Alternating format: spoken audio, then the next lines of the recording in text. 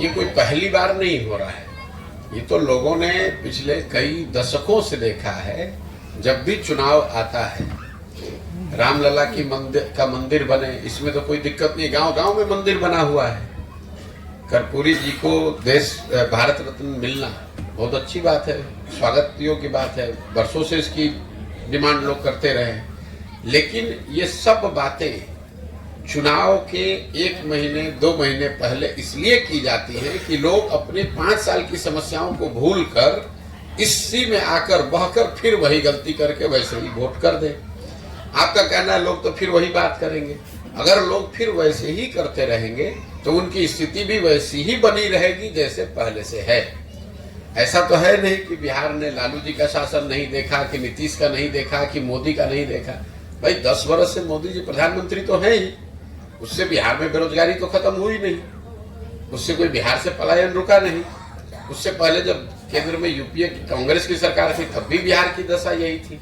हम लोग तो इस अभियान में रोज ये बात कह रहे हैं कि ये बात ही बेमानी है कि किसने बिहार का भला किया, किसकी वजह से बिहार का नुकसान हुआ। हम तो बिल्कुल उल्टी बात कह रहे हैं। हम ये कह रहे हैं कि जितने भी दल और नेता बिहार में रहे हैं, उन्होंने जो काम किया या करने का दावा कर रहे हैं, उस सब बात को आप सही मान लीजिए। मान लीजिए कि 40 साल के अपने शासन काल में कांग्रेस ने यहाँ काम किया।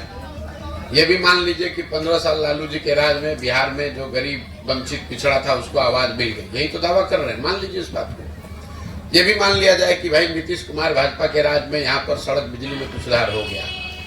लेकिन अगर सारे लोगों के काम को, दावे को सही मान भी लिया जाए तो भी इससे तो कोई इनकार नहीं कर सकता है कि पूरे देश में सबसे गरीब, सबसे पिछड़ा, भुखमरी, बेरोजगारी वाला राज्य बिहार है। तो बिहार की जनता को, आपको, हमको ये सोचना है कि भाई देश आगे बढ़े, तेजी से बढ़े, धीरे बढ़े, वो तो एक कहानी है, लेकिन बिहार तो जहाँ था वही है। आपके बच्चे 20 वर्ष पहले भी जा रहे थे मजदूरी करने, 20 वर्ष पहले वो पंजाब और हरियाणा जा रहे थे, आजकल वो तमिलनाडु और तेलंगाना में जा रहे हैं, गुजरात में जा रहे हैं नौकरी करने। फर्क इतना ही पड़ा है। बिहार से जाने वालों की संख्या तो उतनी ही है, बिहार के लोगों को रोजगार नहीं है। ये तो 20 वर्ष पहले भी सत्य था, आज भी सत्य है। तो जब तक लोग इस बात को समझकर अलग तरीके से अपने बच्चों के लिए वोट नहीं करें, पूरे पदयात्रा का एक ही मंत्र सिखाया जा रहा है कि एक बार जीवन में आपने जाति पर वोट कर लिया, आपने विचारधारा पर वोट कर लिया, आपने नेताओं के लिए वोट कर लिया, आपने स्लोगन्स के लिए वोट कर दिया, एक बार जीवन में आप अपने बच्चों के पढ़ाई और रोजगार के लिए वोट कीजिए। यही बात तो पूरी पदयात्रा का उद्देश्य है। ये आपने राजनीतिक विकल्प की बात कही है, वो जो दल है या जो भी पार्टियां हैं, क्या जनसुराज ये विकल्प ये तैयार कर रहे हैं? बिल्कुल भाई, ये तो मैंने आपको बताया, पदयात्रा का उद्देश्य ही है कि बिहार लोग, ऐसा नहीं कि लोग इस राजनीतिक संगठन के, देखिए जो बात हम और आप कर रहे हैं, ऐसा नहीं कि लोगों को बिल्कुल उसकी समझ नहीं है, लेकिन फिर लोगों का ये कहना होता है कि भैया हम लोग वोट किसको दें। यहाँ तो 2 ही दल है, दोनों को हम लोग देख चुके हैं, दोनों यही काम करता है। कोई कर्पूरी, कोई जात के राजनीति कर रहा है, कोई धर्म की राजनीति कर रहा है, कोई मंदिर के नाम पर वोट मांग रहा है, कोई रिजर्वेशन आरक्षण के नाम पर वोट मांग रहा है। मैंने जो बताया कि मजबूरी में लालू के डर से भाजपा और भाजपा के डर से लालू को वोट न देना पड़े, उसके लिए आपको नया विकल्प बनाना पड़ेगा। तो जन स्वराज का एक उद्देश्य वही है कि बिहार के लोग जो चाहते हैं कि नया दल बने, वो सब लोग मिलकर दल बनाए, उनकी हम बनाने में मदद कर रहे हैं। क्या होगा, जनसुराज ही रहेगा या अब क्या रहेगा, ये तो जब पदयात्रा खत्म होगी दल निश्चित बनेगा। दल का नाम क्या होगा, उसका स्वरूप क्या होगा, उसका संविधान क्या होगा, उसका नेता कौन होगा, उसका झंडा क्या होगा, ये बात तो जो लोग मिलकर बनाएंगे वो तय कर लेंगे कि इसका नाम जनसुराज रहेगा कि कुछ दूसरा रहेगा, इसका संविधान कैसे बनेगा, इसका नेता कौन होगा, इसको चलाया बनाया कैसे जाएगा। जो लोग मिलकर बनाएंगे वो इतनी अपनी समझ से उसको ठीक करेंगे। उसमें प्रशांत जी, जो जनसुराज यात्रा है, प्रशांत जी का 2 चेहरा लोग देखते हैं। एक वो प्रशांत किशोर जो चुनावी रणनीतिकार है, जो किसी पार्टी के लिए रणनीति बनाते हैं, उनको जितवाते हैं, और एक प्रशांत किशोर है जो जनसुराज के नाम से पद यात्रा कर रहे हैं। सवाल आप पर भी उठता है, जिस बिहार में अब लगातार बिहार के सरकार या लालू जी तमाम उनके बच्चों पर भी हमला करते हैं कि 9वीं पास, लेकिन आपके हमले में ज़्यादातर तेजस्वी होते हैं या उसकी व्यवस्था होती है। लेकिन एक कहा जाता है कि आपके बारे में कि सॉफ्ट कॉर्नर रखते हैं नरेंद्र मोदी के लिए या भाजपा के प्रति, उनकी डिग्री पर कभी कोई चर्चा आप नहीं करते हैं। तो एक नहीं, थोड़ा सा सवाल पूरा कर लीजिएगा। तो प्रशांत किशोर क्या विकल्प देंगे? एक तरफ यहाँ आप यात्रा कर रहे हैं, दूसरी तरफ कहा जा रहा है कि आंध्र प्रदेश में या कहीं फिर से आप चुनावी रणनीतिकार के रूप में भी जा रहे हैं। तो दो चेहरे लेकर चल रहे हैं, किस प्रशांत किशोर को लोग एक्सेप्ट ज्यादा करें, जनसुराज वाले प्रशांत किशोर को या चुनावी रणनीतिकार प्रशांत किशोर को, जो बिहार में ही नीतीश लालू की सरकार बनाने में रणनीतिकार की भूमिका? मेरे भाई ऐसा है, आप खुद प्रश्न में ही कुछ मुझे ज्यादा कंफ्यूज दिखते हैं। हम 10 वर्ष तक जिसको जो शब्द प्रयोग आप कर रहे हैं चुनावी रणनीतिकार, वो काम हमने 10 वर्ष तक किया है और डंके की चोट पर किया है। पूरे देश में अपने काम, अपनी बुद्धि, अपने परिश्रम से अपना बिहार के लोगों का झंडा बुलंद किया है। हमारी पहचान ये नहीं है कि हम किसी के लड़के हैं, हमारी पहचान हमारा वही काम है। लेकिन 2 मई 2000 अभी पैदल जनसुराज तो अभी 1 साल से शुरू किए हैं। 2 मई 2021 को हमने उस काम को छोड़ा है। 2 मई 2021 जिस दिन बंगाल में चुनाव जीते, उस दिन सार्वजनिक तौर पर यह घोषणा की कि अब ये काम नहीं करेंगे, जीवन में कुछ दूसरा करेंगे।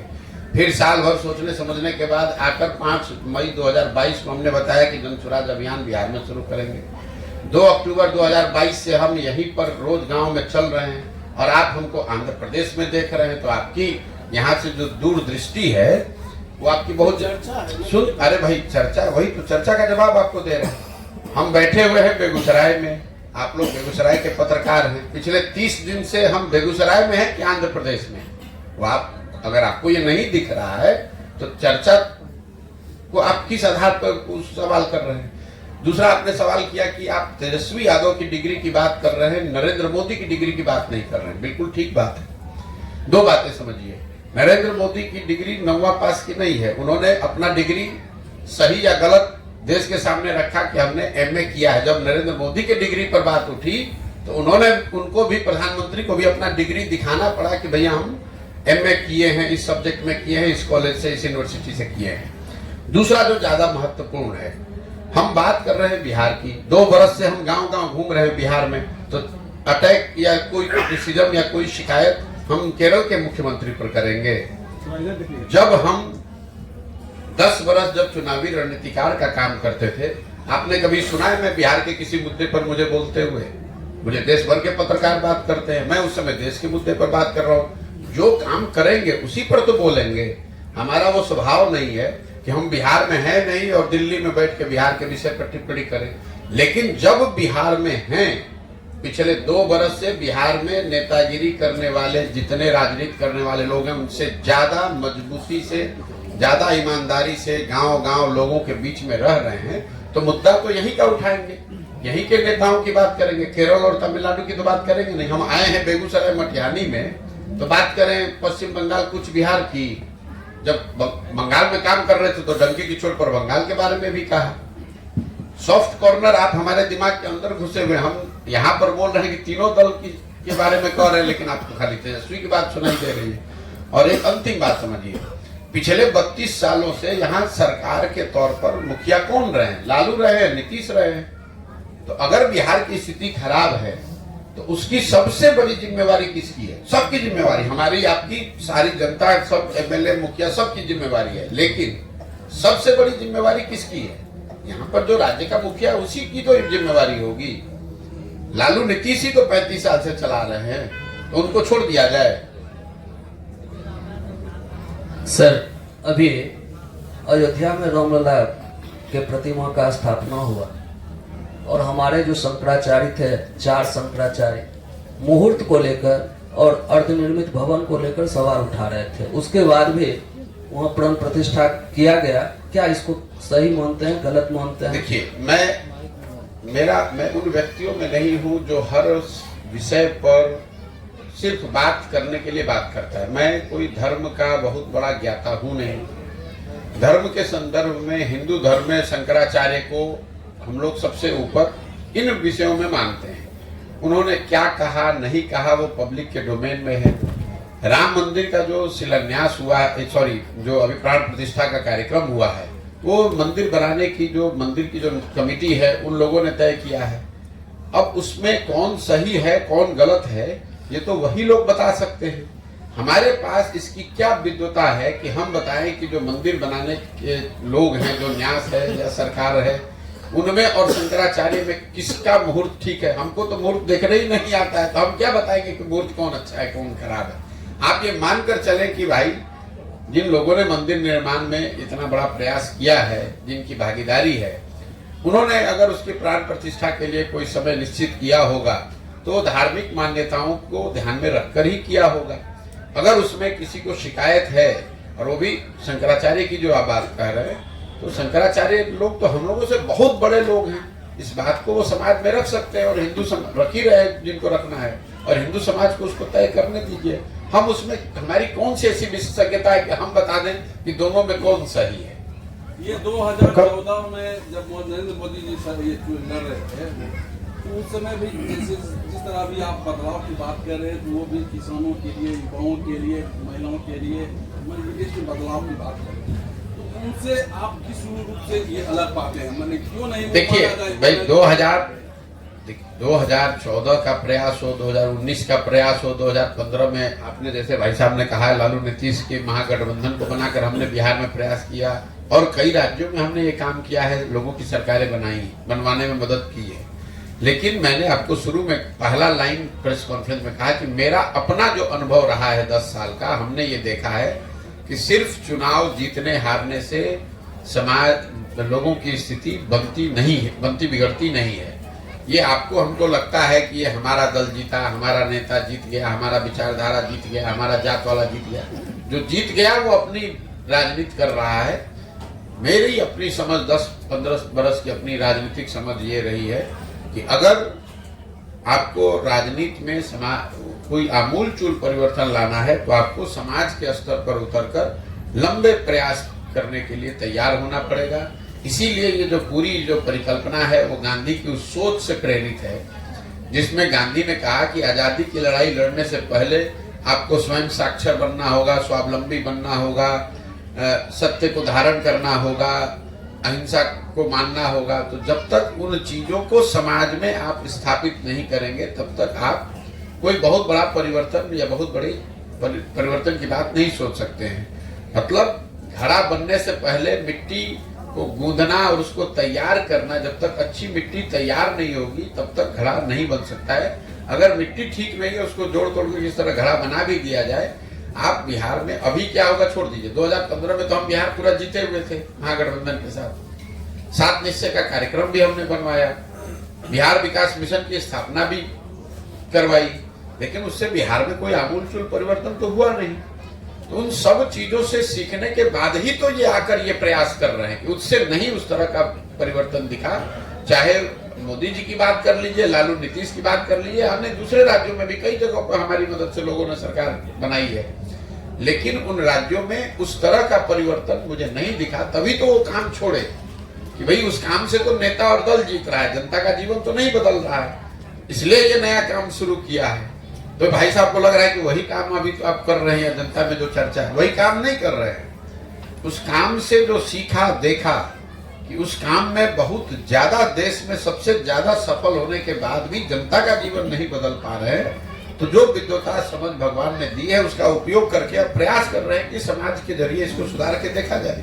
राहुल जी यात्रा पर एफआईआर हो गई है असम में, अभी निकले थे राहुल जी यात्रा निकले हुए, उन पर एफआईआर हो गई। बीजेपी के मुख्यमंत्री उन्होंने एफआईआर इसको किस भाई, देश में लोकतंत्र है और मेरी समझ से सारे लोकतांत्रिक प्रयास, लोकतांत्रिक मर्यादाओं के अंदर जिस किसी तरह का प्रयास कोई राजनीतिक सामाजिक संगठन अगर कर रहा है, व्यक्ति कर रहा है, तो उसको करने की आजादी होनी चाहिए।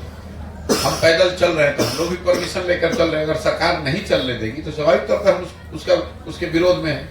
तो अगर हमको कोई यहाँ रोकेगा तो हम विरोध कर रहे हैं, तो राहुल जी को भी कोई रोक रहा है तो उसका विरोध होना चाहिए। गलत है भाई, आप कोई मारपीट कर नहीं रहे हैं, हम किसी का नुकसान कर नहीं रहे, और संविधान ये इजाजत देता है हर व्यक्ति को, हर समूह को, कि वो जाकर अपनी बात समाज में रखे शांतिपूर्ण तरीके से। जो कानून है, कानून की प्रक्रियाओं को फॉलो करते हुए। हम यहाँ आए हैं, कैंप लगाए हैं, तो इसका परमिशन लिया होगा। रास्ते में चलेंगे, उसका परमिशन लिए है। अगर बिना परमिशन के चलेंगे तब ना हम पर कोई FIR कीजिएगा। लेकिन सरकार अगर परमिशन भी न दे और FIR भी कर दे, न करने दे, तो लोकतंत्र की जो मूल भावना है उसके विपरीत है। इसके लिए उसका विरोध होना चाहिए। सर, कभी आप नीतीश जी के सारथी थे, आज उन्हीं का विरोध कर रहे हैं। मैं नीतीश जी का नहीं विरोध कर रहा हूँ। इस पूरे अभियान में हम लालू, नीतीश, मोदी किसी का विरोध नहीं कर रहे हैं।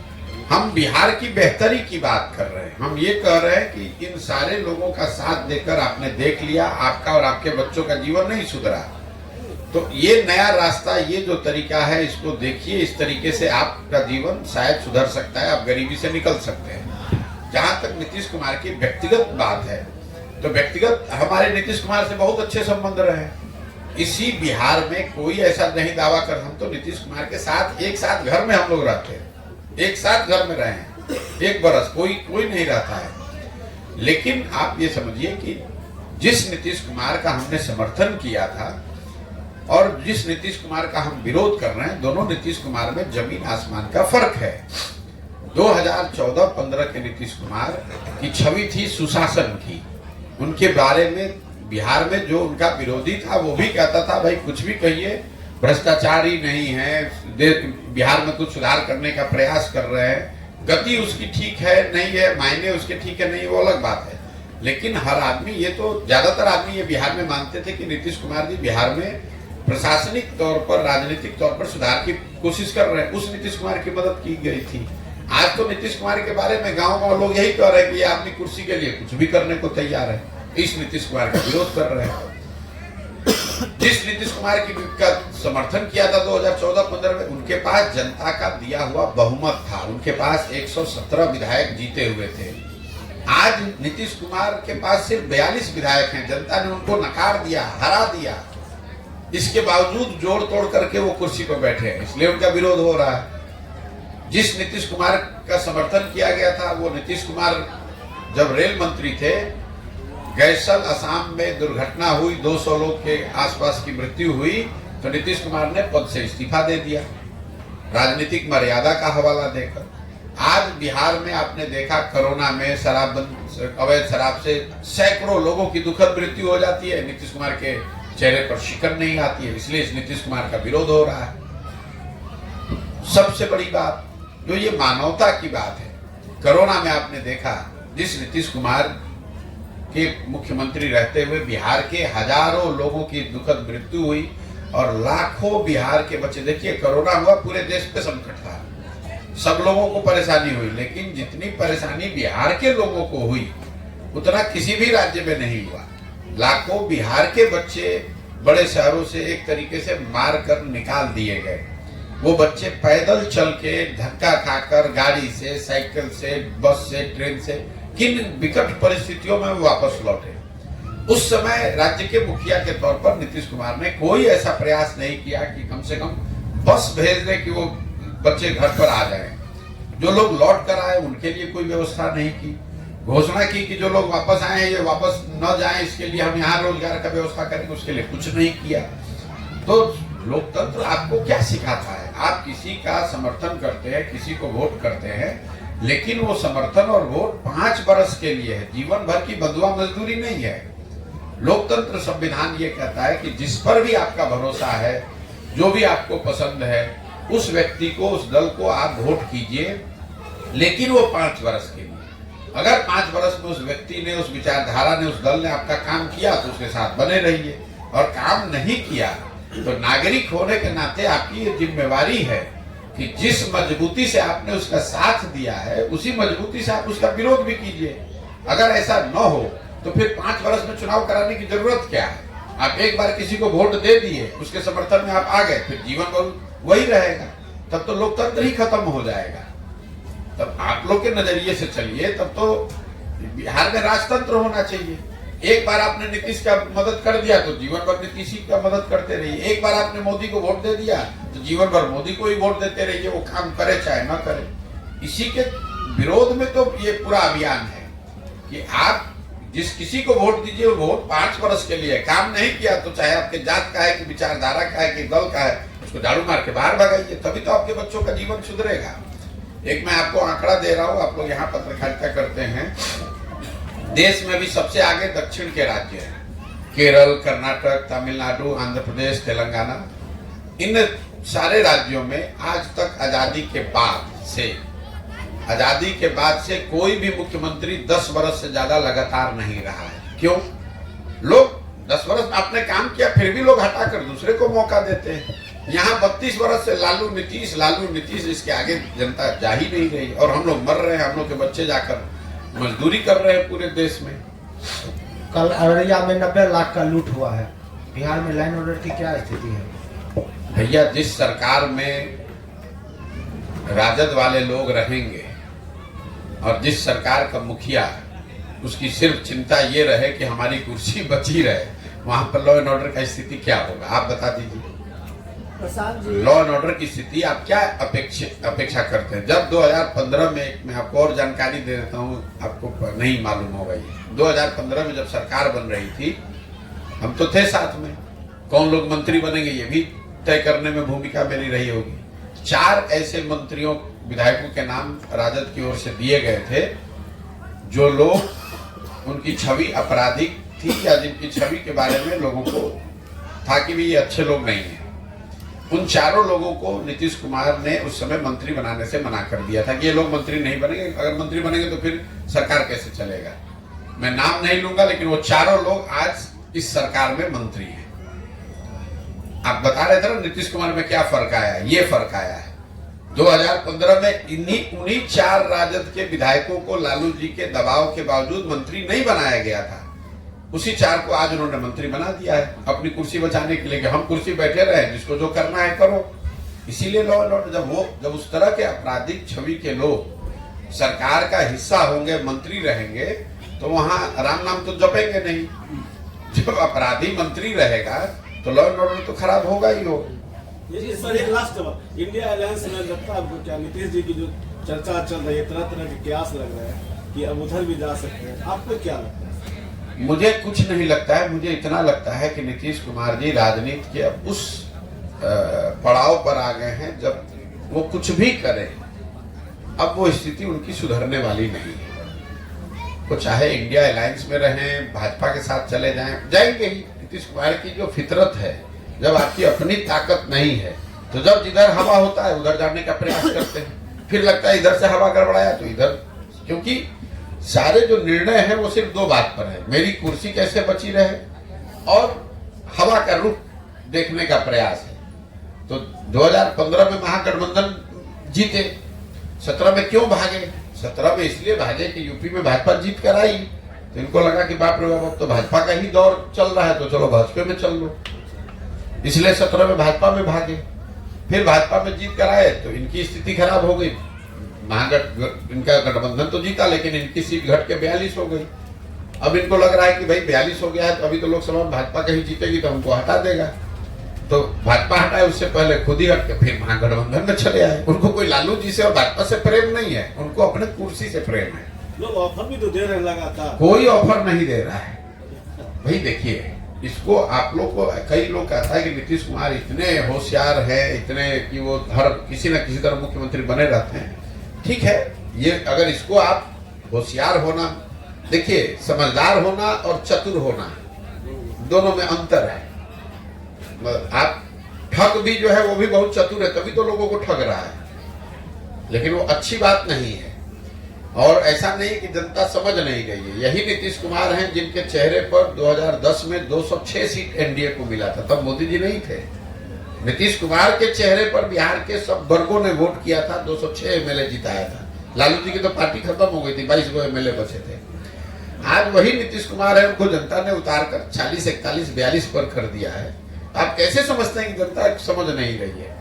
अगर नीतीश कुमार के काम में गिरावट आई है तो उनके विधायकों की और उनकी राजनीतिक ताकत में भी गिरावट आई है, वो आप देख रहे हैं।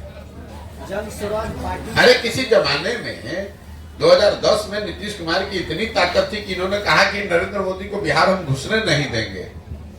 आपको याद होगा 2010 में नरेंद्र मोदी जी को चुनाव प्रचार में आने नहीं दिया था उन्होंने, इतनी ताकत थी। और आज उनकी दशा देख लीजिए क्या है। तो जैसे जैसे काम आपका खराब हुआ, जनता का ताकत राजनीति में क्या है, जनता का समर्थन ही तो ताकत है।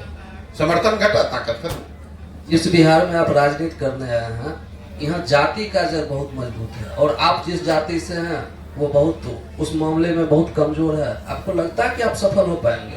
देखिए, ये तो आप लोगों का एक नजरिया है कि बिहार में हर चीज जाति पर ही होता है। जाति समाज की, राजनीतिक सामाजिक जीवन की सच्चाई है। बिहार में भी ये बात है और आंध्र प्रदेश में भी है, महाराष्ट्र, गुजरात, कर्नाटक में भी है। तो ये मत समझिए कि जाति सिर्फ बिहार में है। इतना ही जाति का महत्व गुजरात में भी है, इतना ही जाति का महत्व कर्नाटक, आंध्र प्रदेश में भी है। लेकिन चूंकि बिहार में हम लोग गरीब और पिछड़े हैं, तो एक हम लोग को समझ में नहीं आता है। बाहर के लोगों ने ये थप्पा लगा दिया है कि बिहार इसलिए पिछड़ा है कि सब जाति पर ही होता है। मैं आपको 2 एग्जाम्पल देता हूँ, उदाहरण दे रहा हूँ, आप उसको समझिए। बिहार में जितने लोग सांसद हैं भाजपा के या एनडीए के, वो सब लोग बताएंगे, पत्रकार लोग भी बताएंगे कि वो वोट सांसदों को नहीं पड़ा, वोट पड़ा मोदी जी को। ठीक है, तो मोदी जी के नाम पर हजारों लाखों लोग वोट बिहार में दे रहे हैं भाजपा को, एनडीए गठबंधन को। आप जरा मुझे ये बता दीजिए सोच के कि मोदी जी के जाति के कितने लोग बिहार में रहते हैं। मोदी जी के जाति का तो बिहार में कोई नहीं रहता है, तो मोदी जी को वोट कौन दे रहा है? आप ही दोनों बात कह रहे हैं कि हर आदमी जाति पर दे रहा है। और अगर हर आदमी जाति पर दे रहा है तो मोदी जी को तो 0 वोट मिलना चाहिए था। उनके जाति का यहाँ कोई नहीं रहता है। तो आप कहिए कि ना वो तो धर्म के नाम पर दे रहा है। अरे भाई, जाति पर नहीं दे रहा है ना। मैं आपको दूसरा उदाहरण दे देता हूँ। यहाँ करीब 18% मुसलमान रहते हैं। वो सारे लोग, ज्यादातर मुसलमान वोट देते हैं लालू जी को, लालटेन को। वो तो लालू जी के जाति के नहीं है। वो क्यों दे रहे हैं? वो दे रहे हैं क्योंकि वो भाजपा से डरते हैं, भाजपा को नहीं दे सकते, इसलिए लालटेन को दे रहे हैं। इसी तरह समाज का एक बहुत बड़ा वर्ग है जो भाजपा को इसलिए वोट देता है कि वो लालू जी को वोट नहीं दे सकता है, इसलिए उनको वोट देता है। तो 50% तो हमने आपको सामने गिना दिया जिसका जाति से कोई लेना देना नहीं। सिर्फ जाति के आधार पर वोट नहीं होता है, जाति भी एक आधार है। जाति के आधार पर वोट है, धर्म के आधार पर वोट है, लालू जी के डर से भाजपा को वोट है, भाजपा के डर से लालू को वोट है। मूलतः ये 4 बिंदु हैं। इसके अलावा भी और स्थानीय मुद्दे हैं लोगों। अगर ये मुद्दा नहीं होता तो लोग लोकसभा में और विधानसभा में अलग अलग वोट कैसे कर देते? जातियों की संख्या तो बराबर ही है भाई। लोकसभा में वही जाति समूह दूसरे तरीके से वोट करता है, विधानसभा में दूसरे तरीके से वोट करता है, क्योंकि मुखिया का चुनाव होता है तो अलग तरीके से वोट करता है। और जाति पर अगर वोट सब पड़ रहा है, आप ऐसा भी मान लीजिए, तो आप जरा देख लीजिए कि पिछली बार 90% वार्ड सदस्य चुनाव हारे हैं, 80% मुखिया चुनाव हारा है। तो क्या उनके जातियों के लोग उनका गांव पंचायत छोड़कर चले गए? क्यों? आप ये बताइए कि मुखिया और वार्ड सदस्य क्यों चुनाव हारता है, विधायक क्यों रिपीट हो रहे हैं? इसलिए कि विधायक के मामले में लोगों के पास विकल्प नहीं है। नहीं तो देखिए ना, आप अपने यहाँ अध्ययन करा के देख लीजिए कि आपके मटिहानी में कितना मुखिया दोबारा जीत कर आए होंगे। ज्यादातर लोग मुखिया चुनाव हारे हैं क्योंकि वहां लोगों के पास विकल्प है, नया आदमी को जिता दिया। विधानसभा के स्तर पे, लोकसभा के स्तर के पर लोगों के पास विकल्प ही नहीं है। तो आप ये तो सामने दिख रहा है कि लोग विकल्प चाहते हैं, इन दोनों से बाहर निकलना चाहते हैं, लेकिन वो विकल्प दिखेगा तभी तो जाएगा कहीं। मुखिया जी लोग पिछले दिनों फायर हो गए थे, कह रहे थे कि चोर पकड़ लिया। कोई मुखिया जी फायर नहीं है, सारे मुखिया जी हमारे साथ चल रहे हैं। और जो जिला अध्यक्ष है मुखिया जी के, उनका भी आपने देखा होगा 2 दिन पहले आकर फोटो खिंचा कर गए हमारे साथ। और हम तो बयान भी दिए हैं? नहीं, हमारे खिलाफ बयान नहीं दिए, ना हम मुखिया के खिलाफ बयान दे रहे हैं। हम लोगों को ये बता रहे हैं कि जड़ को देखिए। हम लोग जब गांव में जाते हैं, लोग बताते हैं कि भैया मुखिया जी बड़ा चोरी कर रहे हैं।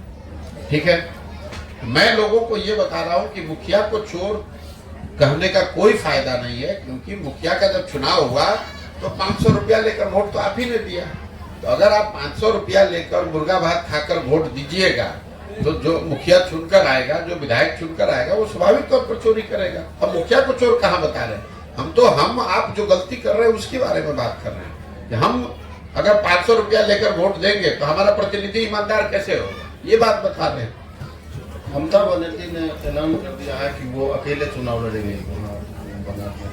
तो लड़े तो हम उसमें क्या कर सकते। इंडी गठबंधन का क्या मतलब है? अरे भाई हम तो पिछले 6-8 महीने से कह रहे हैं कि जिसको आप लोग इंडी गठबंधन, इंडिया गठबंधन जो भी कहते हैं, उस गठबंधन में जितने लोग बैठते हैं, जिसको आप लोग बड़ा नेता जानते हैं, ममता बनर्जी, अरविंद केजरीवाल, स्टालिन, उद्धव ठाकरे, जितने मुख्यमंत्री उसमें बैठते हैं, उन सब के मुख्यमंत्री बनने के अभियान को हमने चलाया है, हमने उनकी मदद की है, जीतने में कंधा लगाया है।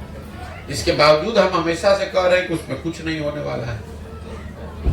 वो सब अलग अलग अपना अपना क्षेत्र बचाने में लोग लगे हुए, कोई उसमें एकरूपता नहीं है, कोई नैरेटिव नहीं है, कोई उसमें एक दूसरे की मदद का प्रावधान नहीं है, कुछ नहीं होने वाला।